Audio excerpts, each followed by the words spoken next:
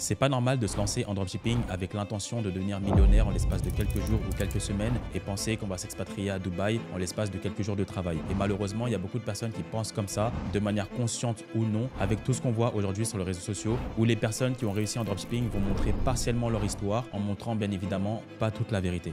En plus de ça, il y a beaucoup de personnes qui enseignent le dropshipping sans vous expliquer vraiment l'ensemble des notions qui sont nécessaires afin de débuter correctement dans ce domaine d'activité. C'est pour ça que dans cette vidéo, je vais vous donner 3 notions véridiques dont aucun formateur vous parle. Et aussi, en fin de cette vidéo, je vais vous donner 3 stratégies à mettre en place dès maintenant si vous voulez avoir des résultats avec votre boutique e-commerce et faire une très bonne année 2024. Pour ceux qui ne me connaîtraient pas, je m'appelle Jonathan. Ces dernières années, j'ai pu générer plusieurs millions d'euros de chiffre d'affaires grâce au business model du dropshipping et du e-commerce. Et j'ai aussi, en parallèle de ça, donc créé une chaîne YouTube pour apporter un maximum de valeur grâce à mes compétences en e-commerce et ma pédagogie afin d'aider un maximum de personnes à se lancer en e-commerce et avoir des résultats comme moi je peux le faire actuellement. Pour vous motiver un petit peu en ce début d'année 2024, donc je vais faire un concours. Je vais offrir à 3 personnes de mes abonnés donc 100 €. Ça vous permettra donc d'utiliser ce budget-là pour la publicité. Pour ça, il faudra liker, commenter et être abonné à cette chaîne YouTube. Et je vais aussi offrir à 2 autres personnes 2 boutiques qui seront créées et optimisées par mon équipe. Pour ça, il faudra aussi liker, commenter et être abonné. Et je donnerai donc le gagnant du concours directement via mon Telegram. C'est parti pour la vidéo. La première vérité dont aucun formateur vous parle, c'est l'augmentation des coûts publicitaires sur tout type de plateforme de réseaux sociaux. Bien évidemment, dès lors qu'il y a des opportunités, il y a un maximum de personnes qui vont aller chercher ces opportunités. Aujourd'hui, tout le monde sait que c'est possible de gagner de l'argent avec les plateformes comme Facebook, TikTok et autres. Et c'est pour ça que plus il y a de monde qui vont venir sur ces plateformes-là, forcément, plus le coût publicitaire va augmenter. Mais ça ne veut pas dire que bien évidemment, ça ne fonctionne pas. C'est juste que le point qui est important aujourd'hui, c'est de se différencier et d'avoir des avantages concurrentiels par rapport à toutes les personnes qui vont se lancer. Il faut prendre en compte que les dépenses publicitaires seront vouées à augmenter, donc au fur et à mesure du temps, ce qui est complètement normal. Mais nous, en tant que personnes qui faisons du e-commerce, il va falloir qu'on fasse un vrai effort au niveau de nos créatives. Ça signifie donc les photos et les vidéos qu'on va mettre en avant. Si vous voulez avoir des publicités qui vous coûtent le moins cher possible, il va falloir que vous ayez des photos et des vidéos d'extrême qualité si vous voulez avoir des publicités qui vous coûtent pas cher. Aujourd'hui, je sais qu'il y a pas mal de personnes qui me demandent « Oui, Jonathan, pour ce produit-là, c'est quoi la meilleure audience à cibler pour ce produit-là, etc. etc. » Le ciblage de l'audience, bien évidemment, c'est important. Mais aujourd'hui, l'algorithme, notamment sur Facebook, est tellement puissant que c'est même plus une question de ciblage d'audience, mais c'est de mettre en avant donc de bonnes créatives, donc des photos et des vidéos si vous voulez avoir des résultats. Et si vous ne faites pas attention aux vidéos et photos que vous allez mettre en avant sur la plateforme de Facebook notamment, vous allez avoir donc des publicités qui vont vous coûter trop cher. Et même si vous faites du chiffre d'affaires, mais quand vous allez enlever donc le chiffre d'affaires, les dépenses publicitaires, le coût produit, etc., vous verrez que vous ne serez pas rentable. Donc faites vraiment attention à ce paramètre-là. Ce que je vous invite à faire, c'est que systématiquement, avant de tester un produit, faites de la veille concurrentielle. Allez sélectionner par exemple 10 vidéos et 10 photos par rapport à ce même produit. Et ensuite, vous allez pouvoir sélectionner calmement les vidéos et les photos que vous allez sélectionner. Par exemple, vous avez mis en place un fichier Google Drive, vous avez mis en place donc 10 vidéos, soit vous allez relancer directement ces mêmes vidéos-là, ou soit vous allez faire des mix par rapport aux différentes vidéos que vous avez ciblées. Donc pour un testing, c'est clairement ce que je vous recommande si vous voulez avoir des résultats. Ce point, il est extrêmement important parce que vos résultats dépendent directement des créatifs que vous allez mettre en avant sur les plateformes de publicité. Le deuxième point dont aucun formateur ne parle, c'est bien évidemment la création de l'entreprise. À chaque fois, il y a toujours des personnes qui vont me demander « Oui, Jonathan, à quel moment je dois créer mon entreprise? Est-ce que je dois d'abord faire mes ventes? Est-ce que je dois le faire dès le départ, etc. » Normalement, concernant cette question, on ne devrait même pas être en train de débattre. Moi, comme j'ai déjà expliqué à plusieurs reprises, vous devez créer votre micro-entreprise avant même de faire vos premières ventes. Donc moi, c'est clairement ce que je vous demande de faire et je vous invite vraiment à respecter cette étape-là. Dans tous les cas, lorsque vous allez créer votre micro-entreprise, ça va vous coûter littéralement 0 € et au lieu justement d'écouter juste les formateurs qui vont vous dire « Oui, lance-toi en dropshipping, utilise ces stratégies pour avoir des ventes, etc. » Vaut mieux faire les choses carrées, les choses proprement, comme ça vous n'aurez pas de problème par la suite. Donc ouvrez votre micro-entreprise dans un premier temps, comme ça vous évitera énormément de problèmes de blocage Stripe, de blocage PayPal, de blocage de plateformes publicitaires, parce qu'au final, quand vous aurez ces problèmes-là, vous serez livré à vous-même et les formateurs que vous avez écoutés ne vous disent même pas à quel point il est important d'avoir une société déjà créée, parce qu'au final, lorsque vous allez créer votre Stripe, PayPal, etc., ça vous sera forcément demandé. Même si aujourd'hui vous avez différentes alternatives, notamment pour ceux qui ont des blocages sur Facebook, utilisez des comptes agences comme GoScale pour éviter des blocages sur Facebook. Mais si vous voulez être serein et tranquille, créez votre micro-entreprise dès le début, comme ça vous n'aurez pas de soucis. En plus de ça, c'est extrêmement facile à mettre en place une micro-entreprise. Il ne faut pas se faire de fausses croyances en se disant oui, je ne sais pas comment faire, oui, c'est compliqué, etc.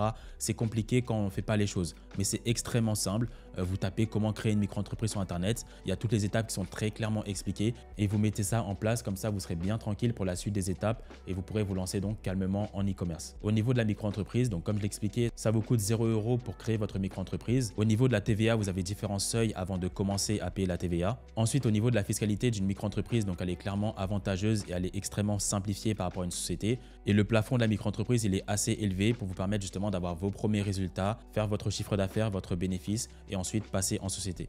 Donc si vous voulez vous lancer en dropshipping, ouvrez dès maintenant votre micro-entreprise, comme ça vous serez tranquille pour la suite. Le troisième point extrêmement important dont personne ne parle, c'est le fait de manager correctement son fournisseur. Oui, bien évidemment, vous avez déjà entendu dire que oui, c'est important d'avoir un bon fournisseur, c'est important de sélectionner correctement son fournisseur, etc. etc. Le sélectionner, c'est bien, mais c'est encore plus important de savoir manager correctement votre fournisseur si vous voulez avoir des résultats. Parce qu'à cause d'un mauvais management d'entreprise, c'est possible de mettre votre boutique e-commerce en faillite et de ne plus avoir des résultats ou même de devoir rembourser donc tous vos clients parce que le fournisseur a fait telle ou telle chose ou parce qu'il y a eu un manque de communication ou un manque de vérité et ça fait qu'au final vous pensiez que le fournisseur il faisait A et au final il faisait Z. C'est pour ça que c'est très important si vous voulez avoir des résultats en dropshipping que vous développez donc des aptitudes de management parce que vous avez une réelle entreprise. Une entreprise, ça ne se gère pas tout seul et vous allez avoir donc différents collaborateurs, notamment l'agent dont il va falloir absolument que vous contrôlez son travail. Il ne faut pas juste sélectionner un fournisseur et lui dire bon, je te laisse faire ton travail, je sais que toi tu es un fournisseur, tu fais ton travail et moi je m'occupe de mes boutiques e-commerce. Bien évidemment que non. Déjà, ce qu'il va falloir faire au niveau de votre fournisseur, c'est d'avoir des échanges quotidiens avec votre fournisseur. C'est aussi très important de lui poser des questions. C'est pas lui qui va venir vous voir pour vous dire voilà, il y a telle situation qui a changé, il y a tel prix qui a évolué, ou au niveau du stock, il s'est passé ci, ou il s'est passé ça. Il faut que vous lui posez des questions. Au moins chaque semaine, vous devez être curieux, lui poser des questions concernant la qualité du produit, lui poser des questions au niveau des délais de livraison. Par exemple, ça peut arriver qu'il y a des fournisseurs, ils utilisaient une certaine ligne de transport pour envoyer vos produits et au final, ils vont devoir changer une ligne de transport parce que c'est plus ou moins cher et parfois, ils vont pas vous le dire. Parfois, ils vont même changer la qualité d'un produit très légèrement, mais ils vont pas vous le dire. C'est pour ça qu'il faut absolument donc communiquer avec votre fournisseur, lui poser un maximum de questions, essayer de voir aussi pour négocier dès lors que vous avez un certain rapport de force et que vous avez un certain nombre de ventes. Il faut toujours être en alerte concernant votre fournisseur parce que c'est sur votre fournisseur que repose au final le business model du dropshipping parce que les personnes vont payer sur Internet et il va falloir bien évidemment que le fournisseur envoie le produit au client. C'est pour ça que le choix du fournisseur est extrêmement important et ça vous le savez, mais c'est encore plus important de le manager correctement si vous voulez avoir des résultats pérennes sur le long terme. Parce que le problème, si vous ne managez pas correctement votre fournisseur, vous allez avoir énormément de blocages au niveau des plateformes publicitaires, même les comptes PayPal et Stripe, vous allez avoir énormément de litiges, une mauvaise satisfaction client et ça vous posera énormément de problèmes. C'est pour ça qu'il faut prendre très au sérieux cette partie-là si vous voulez avoir des résultats. Il faut que vous essayiez sans cesse de vous améliorer sur la partie fournisseur. Il ne faut pas que juste voilà parce qu'il livre bien, vous avez de bons résultats, on le laisse faire. Il faut continuellement essayer de s'améliorer. Est-ce qu'on peut baisser les prix? Est-ce qu'on peut augmenter la qualité? Est-ce qu'on peut améliorer le packaging? Qu'est-ce qu'on peut mettre en place pour améliorer l'expérience utilisateur? Il faut toujours essayer de s'améliorer sur cette partie-là et c'est pour ça qu'il faut une communication importante avec lui. Maintenant qu'on a vu ensemble les 3 points dont personne ne parle alors que c'est extrêmement important, on va voir ensemble 3 stratégies que vous devez mettre en place dès maintenant si vous voulez avoir des résultats en 2024. Je rappelle aussi que pour les personnes qui veulent participer au concours, il va falloir donc liker la vidéo, la commenter et être abonné si vous voulez potentiellement gagner 100 € et la création de votre boutique e-commerce. C'est parti pour les 3 stratégies à mettre en place dès maintenant. La première chose que vous devez mettre en place lorsque vous voulez démarrer votre testing, c'est de définir votre avatar client. Ça, c'est le point le plus important selon moi. Si vous voulez avoir des résultats en e-commerce, il faut comprendre que lorsque vous souhaitez mettre en avant un produit, vous devez déjà savoir qui sont les personnes que vous allez cibler ou les segments de marché que vous visez. L'avatar client, pour faire simple, ça symbolise donc tout simplement le segment de marché que vous visez ou votre client idéal. Et ça, bien évidemment, donc c'est extrêmement important à mettre en place pour avoir des résultats parce que vous ne pouvez pas vendre un produit à des gens que vous ne connaissez pas. Il faut que vous sachiez exactement donc quels sont les réels besoins des personnes à qui vous voulez vendre votre produit. Il faut que vous puissiez faire des recherches concernant ces personnes-là, notamment connaître les intérêts de l'audience que vous ciblez, l'âge moyen de vos clients potentiels, donc le genre, si c'est des hommes ou si c'est des femmes, quels sont les problèmes profonds des personnes qui font partie des audiences que vous ciblez et surtout quels sont leurs réels besoins. Donc ça, c'est des facteurs qui sont extrêmement importants et dont vous devez maîtriser avant même de lancer vos publicités. Pour étudier tout ça, ce que j'invite à faire, c'est d'aller directement sur Amazon, de faire une recherche concernant votre produit et de regarder les avis clients tout simplement. Avec les avis clients, vous allez voir exactement donc, quels sont les réels problèmes des acheteurs de votre produit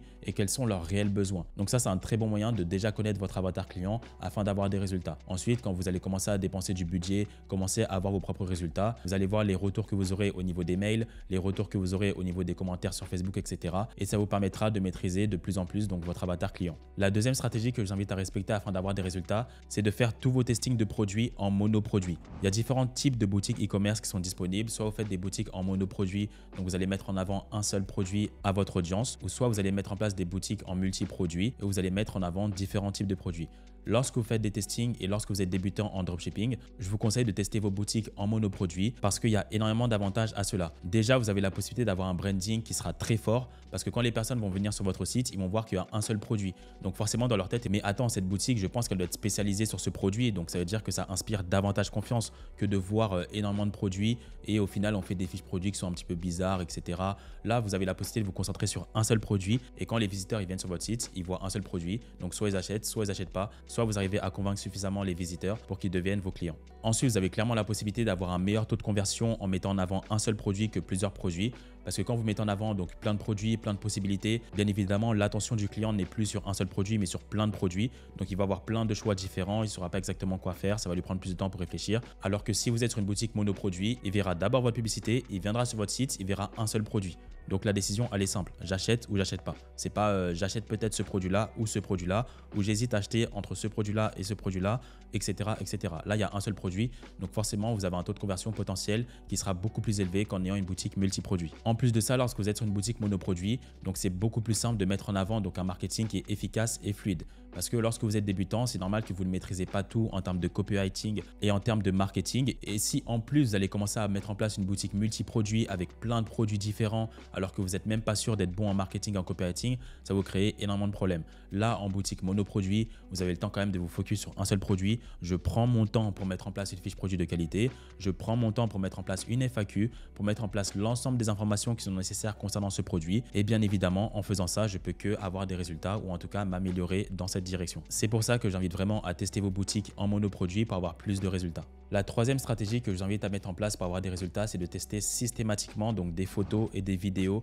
lors de vos testings publicitaires. Parfois, il y a des personnes, lorsqu'ils vont tester un produit, ils vont se dire, voilà, par exemple, ce produit-là, je vais tester que des vidéos ou je vais tester que des photos ou oui, par exemple, j'ai pas trouvé de bonnes photos ou j'ai pas trouvé de bonnes vidéos. Pour moi, si vous voulez avoir des résultats, il faut vraiment que vous arriviez dans la mesure du possible à toujours pouvoir tester donc des vidéos et des photos lors de votre testing de produit. Parce qu'aujourd'hui, c'est vrai que les publicités vidéo, c'est celles qui convertissent le mieux actuellement et c'est pour ça que c'est très important d'avoir de bonnes vidéos, mais c'est toujours important de tester des bonnes photos parce qu'on peut toujours avoir des surprises, parce qu'au niveau de la publicité, comme il y a la majorité des personnes qui vont faire que des publicités vidéo et il y a beaucoup moins de personnes qui font des publicités photos, et si vous par exemple vous avez l'avantage concurrentiel de mettre en avant de bonnes photos sur votre produit, vos publicités vont coûter moins cher et vous pouvez en plus avoir des meilleurs résultats. Donc essayez dans la mesure du possible de tester donc les différentes formes de publicité, donc des vidéos et des photos, et essayez dans la mesure du possible aussi de changer aussi de direction, donc de tester aussi des photos, plus de photos pour essayer d'avoir des résultats parce que ça vous coûtera beaucoup moins cher que notamment les vidéos. Par contre, le point qui est important si vous voulez mettre en avant des photos en publicité, c'est que votre produit soit très simple à comprendre. Ça veut dire qu'en un clin d'œil, il faut que je comprenne que ok, ce produit-là, c'est ça. Par exemple, ce qui fonctionne bien au niveau des photos, c'est des vêtements. Tout le monde sait ce que c'est une robe, tout le monde sait ce que c'est des chaussures, etc. Donc quand on voit une photo d'une robe ou d'une chaussure, on sait très clairement ce que c'est. Après, il y a des produits où c'est un petit peu plus complexe, où il faudra forcément une vidéo de démonstration pour mettre en avant le produit. Mais dans tous les cas, lorsque vous êtes débutant, je vous conseille de vendre des produits qui sont simples et très clairs au niveau du visuel. C'est pour ça que j'invite à tester donc différents types de formats vidéo et photos.